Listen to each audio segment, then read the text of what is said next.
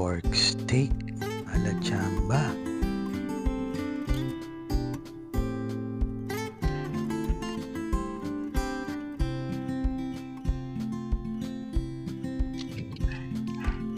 Napadaan ng supermarket kanina. Nag-request si boss. Natuwa ko daw siya ng steak. Kaya ito, nigasan ko na.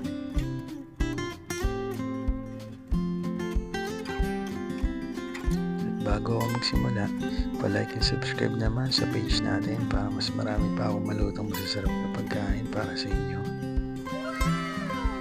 Ito na nga, pinatuyo ko muna yung steak gamit yung kitchen towel. Para mas kumapit mamaya ilalagay nating seasoning. Yun na nga, nilagyan ko na siya ng salt, pepper,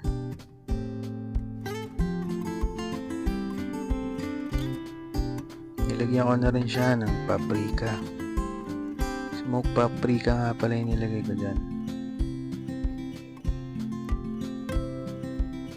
Nilagyan ko na rin siya ng 5 spices. Spread lang natin mabuti para kumapit yung lasa. Hiwa na rin pala ako ng butter. Tunawin lang natin mabuti yung butter sa pan.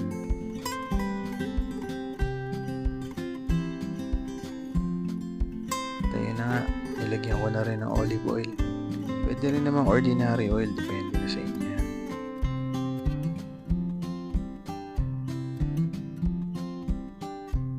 Nilagay ko na yung pork steak.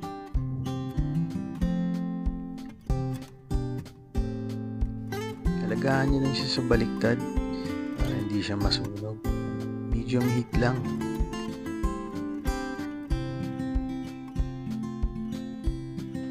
Hiwa na rin ako ng onion, carrots. Pakulo na rin ako ng potato.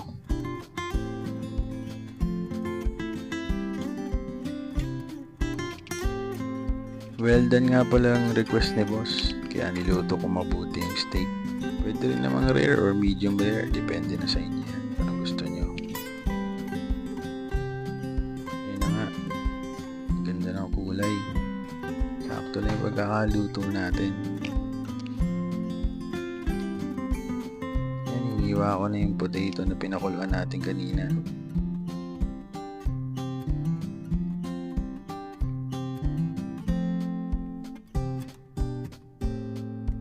Ito naman, gigisa na ako ng vegetables. Lagay ko na yung onion, carrots,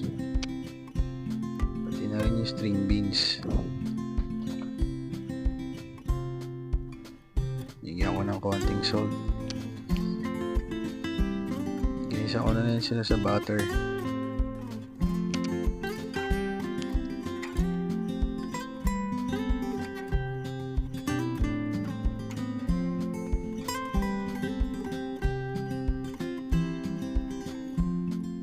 Nilagyan ko na rin ng rosemary leaves. Nilagyan ko na rin siya ng steak sauce. Grabe, napakalambot at juicy. Perfect!